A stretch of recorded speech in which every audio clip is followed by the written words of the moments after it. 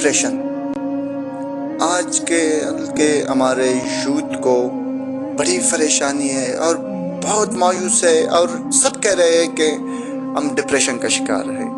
ہمارے چھوٹے بھی یہی کہتے ہیں کہ ڈپریشن کے ہم شکار ہیں، بڑے بھی یہی کہتے ہیں کہ ہم ڈپریشن کے شکار ہیں۔ اس کے اوپر تھوڑا آبزرو کرے، سوچ لگائے کہ مومن کے اوپر کبھی ڈپریشن نہیں آتا۔ ہم اپنے معاشرے کو پتہ نہیں کس طرف لے کے جا رہے ہیں۔ اس کے اوپر ہمارے جو بڑے جو عہدیدار ہے، جیسے کہ ٹیچر ہے، پیرنٹس ہے، ان کو اس بات پر بچوں کو یقین دلانا چاہیے کہ ڈپریشن اصل میں ہوتا نہیں ہے۔ یہ آج کل ہم نے پتہ نہیں کیا لگا رکھا ہے کہ ہم بچوں کو چھوڑو تو ہم بڑوں کو کہتے ہیں کہ آج کل فلانا تو ڈپریشن کا شکار ہو گیا۔ بھائی خدا را آپ کے یہ باتیں جو کرتے ہو آپ کو تو فرق نہیں پڑتا، لیکن معاشرے کے اوپر بہت بڑا اثر رکھ رہے ہیں۔ اب لوگوں کو معلوم نہیں ہے۔ آپ اگر کسی کو مایوس دیکھتے ہیں تو اس کو یہ نہ کہو کہ آپ ڈپریشن میں ہیں، آپ ان کو موٹیویٹ کریں، آپ یہ کر سکتے ہیں۔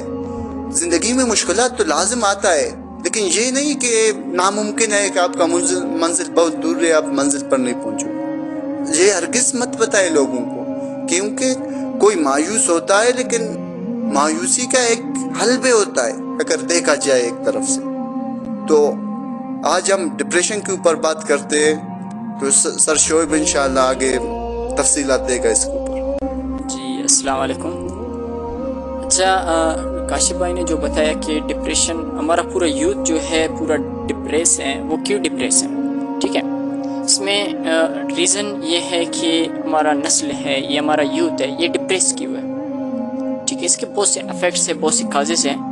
ٹھیک ہے، اور کاشف بھائی نے جو کہا کہ یہ جو ڈپریس ہیں، ٹھیک ہے، مومن بندے کو، جو اللہ کا بندہ ہے، اس کو ڈپریشن آتی نہیں ہے۔ ٹھیک ہے، ڈپریشن یہ جو ذہنی مریض جو انسان بن جاتا ہے، اس کے بہت سی کازز ہوتی ہے، بہت سی ریزنز ہوتی ہے۔ ٹھیک ہے، میں آپ لوگوں کو بتاؤں کہ ہم ایک مذاق پر بار بار ہنس نہیں سکتے، تو ایک سیڈ اسٹوری پر بار بار کیوں روتے ہیں؟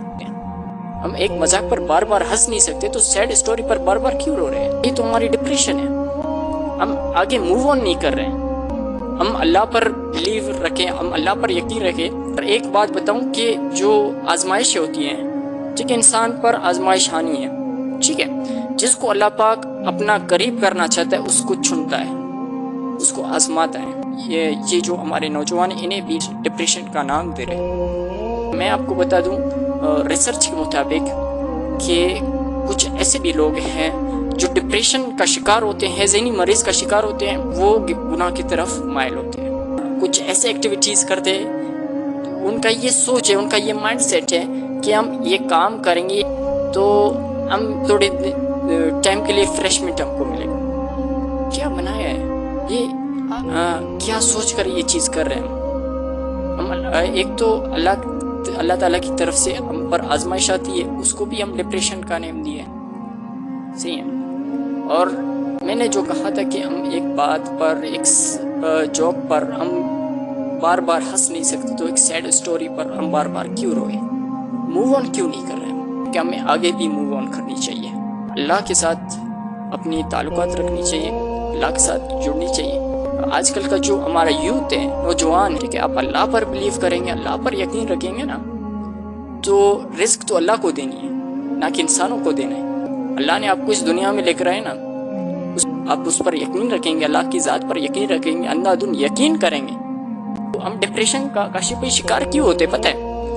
ہم ڈپریشن کا شکار اس وجہ سے ہوتے ہیں کہ صبر نہیں ہے، برداشت نہیں ہے۔ جس گول پر پہنچنا چاہتے ہیں، جس منزل پہ ہمیں پہنچنی ہے، ہمیں ٹائم لگتا ہے، لیکن ہم کیا کرتے ہیں؟ شارٹ کٹ والا راستہ اختیار کرتے ہیں۔ Every thing is required specific time.